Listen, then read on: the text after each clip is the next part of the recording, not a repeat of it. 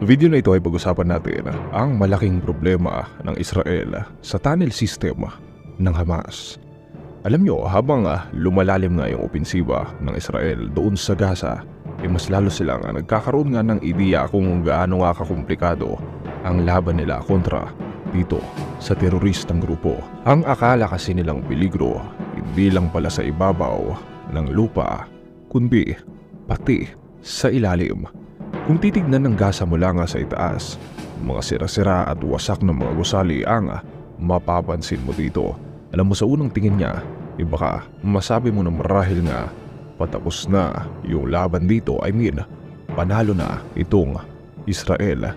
Daan-daan ba naman yung tangke nitong Israel at hindi rin mapilang yung kanilang mga fighter jets? Talagang kumbaga sa ring fight ilyamadong-lyamado sila dito.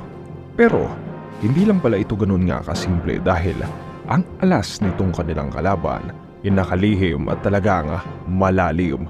Sa ilalim ng Gaza, nagkukubli nga ang daan-daang kilometro ng organisado, komplikado at malalalim na mga tunnel.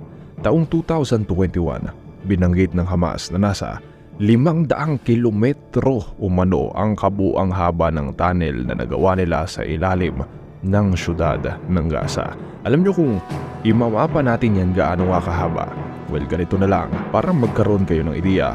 554 na kilometro ang layo nga nito Quezon City hanggang sa Pagudpud, yung pinakadulong bayan ng Ilocos Norte kung manggagaling ka nga dito sa Kalakhang, Maynila.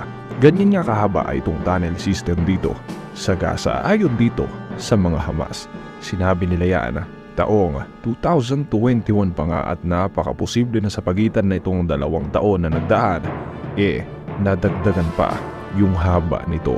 Para itong panibagong syudad nga kung iisipin mo sa ilalim ng isang syudad. Binansagan nga ito ng Israel Defense Forces o IDF. Tandaan nyo, yung IDF, dahil yan na yung susunod na gagamitin ko. Tinawag nila itong Gaza Metro.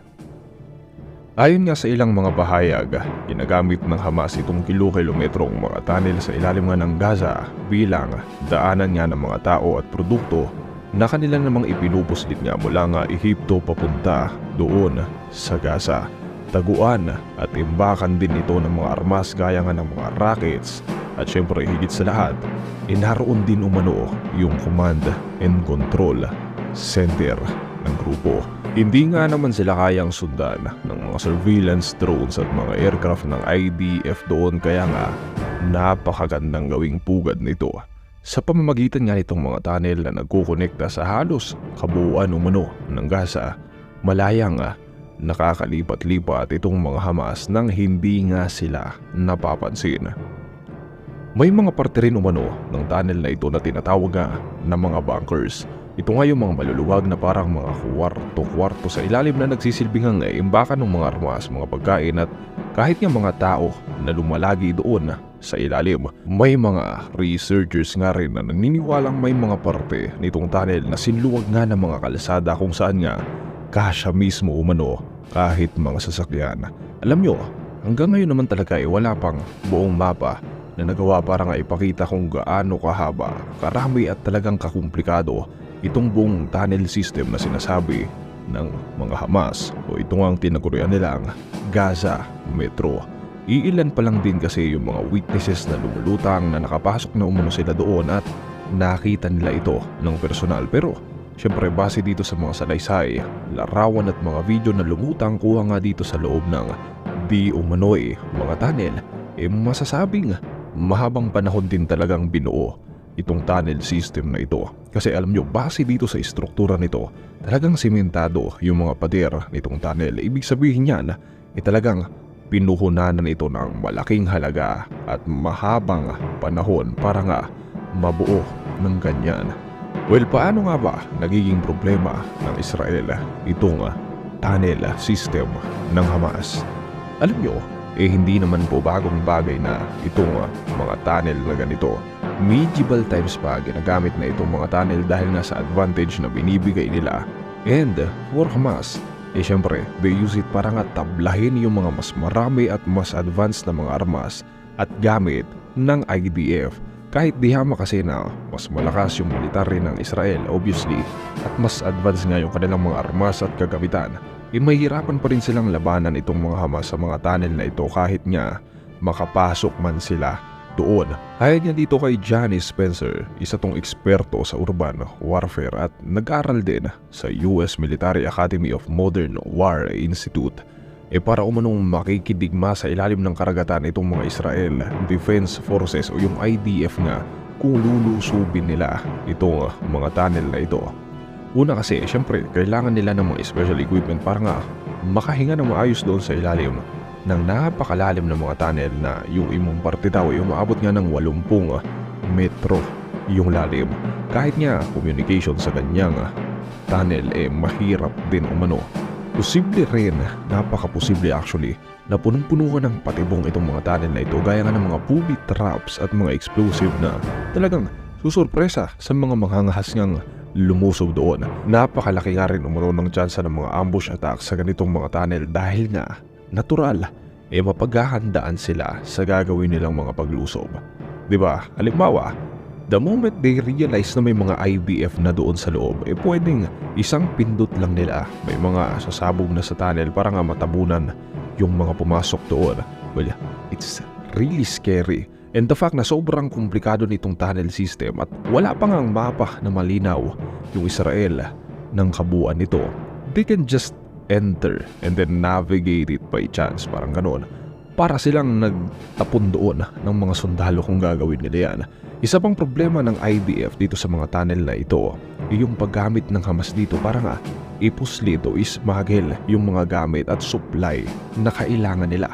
Well, kumbaga, nababypass nito yung blockade na ginagawa nga ng Israel. Well, alam ko aware kayo na may ginagawang blockade ngayon para nga pigilin yung pagpasok sana ng mga armas papunta dito sa Gaza.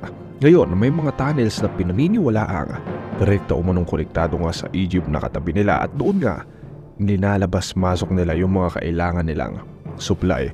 Well, to be fair, even Egyptian authorities naman have made their move na para nga pigilan yung smuggling dito sa mga tunnel na ito. Pero kahit nga sila, hirap ngang sugpuin ito kasi nga sikreto itong mga to. Tagong-tago yung mga entrance nito.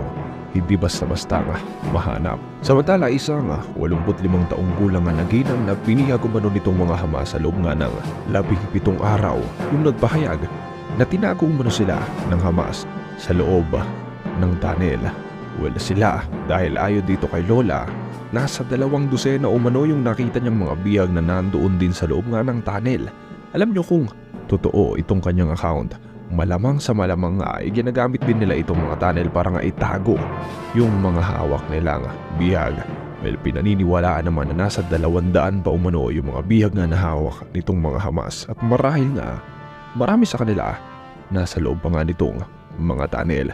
Well, ang mahalagang tanong ngayon dito na susunod, ano nga ba yung plano, syempre di ba, ng Israel dito sa mga tunnel? Ngayong aware na sila na talagang may tunnel system, anong plano nilang gawin dito? Maraming tunnel system na ginamit na sa kasaysayan. Sabi nga namin kanina, hindi na talaga ito bagong bagay. At sa recent history, ang pinakasikat na ginamit nga sa mga labanan ay yung tunnel na ginamit during Viet Cong Wars. Pero what made this Hamas tunnel more complicated ay hindi lang dahil mas malaki ito at mas mahaba nga. Nasa ilalim nga kasi ito ng isang literal na syudad kung saan niya nasa 2 milyon yung mga residente. Alam nyo, sa dami ng pwedeng mga entrance ng tunnel na ito na posibleng nakatago sa underground ng mga bawat bahay dyan, mga building, kahit nga ospital, at kung saan-saan pa, napakahirap isa-isahin ngayon lahat ng mga ito. Dito, sa isang recent video na galing mismo sa IDF, pinakita nila ang isang tunnel entrance nga na nadiskubre nila sa loob mismo ng ospital. I mean, they used hospitals para itago itong mga entrance, diba? That's how difficult it is na hanapin tong mga to. Imagine, saan pa nila tinago at nilagay yung siguro 100 o 1,000 pang mga entrance dyan. Isa pang problema bakit nga hindi makausad ngayon dito yung Israel. Siyempre, sabi ko nga dahil nga residential area ito, specifically urban area. Napakaraming tao kaya nga hindi nila basta-bastang pwedeng hagisan yan ng mga pampasabog para nga sirain yung mga tunnel entrance na kumbaga nadidiscover nila. Alam nyo, sa ngayon, ang ginagawa nga ng Israel dito ay talagang kinukumbinsi muna nila yung mga milyon-milyong residente na lumikas nga mula nga sa kanilang mga tirahan para makapagsimula sila sa operasyon at hindi sila madamay dito. Pero again, it's not that easy. Hindi mo basta-bastang mapapaalis yung mga tao dyan, lalo na milyon yung bilang nila. May ilan naman na silang nahanap nga at actually sinubukan na nilang sirain pero hindi nila mapasok dahil nga sa peligro na naghihintay doon sa kanila. And it's very unlikely na talagang lumusob sila sa loob. Talagang hindi nila yan gagawin. Magsasayang lang sila ng sundalo. Kaya nga kahit sabihin, ayun, sinabi ko na kanina, liyamhado sa ibabaw itong Israel, hindi pa rin nila totally matalo itong mga Hamas dahil nga dito sa mga tunnels na ito. Sabi nga ng eksperto na si Spencer, again, quote and quote, if Israel truly intends to destroy Hamas, it will have to go into those tunnel. Pero ang problema nga dito, hindi nila kaya at hindi nila gagawin yan. Ayon pa sa isa pang warfare expert na si Richmond Barak, quote and quote again, there is no foolproof solution to deal with a tunnel threat. There is no iron dome for tunnels. Ibig sabihin, kahit pa nga itong advanced na technology ng Israel sa kanilang military ay hindi nga sapat para sirain itong tunnel system ng Hamas na marahil ilang dekada na nilang binuo. Well, mabuti pa ay maghintay tayo ng patuloy na update tungkol dito sa bagay na ito at kalakip nito ay umasa tayo na sana nga mauwi na sa payapang negosasyon itong kanilang sigalot para nga walang mga sibilyang madamay dito. Well, with that, kung nagustuhan nyo naman itong ating video ay salamat po ng marami. At ngayon, binabati namin yung ilang mga nakasama natin sa nakaraan nating mga video na nagbahagi nga ng kanilang saloobin sa pamamagitan syempre ng magkokomento. Thank you so much po.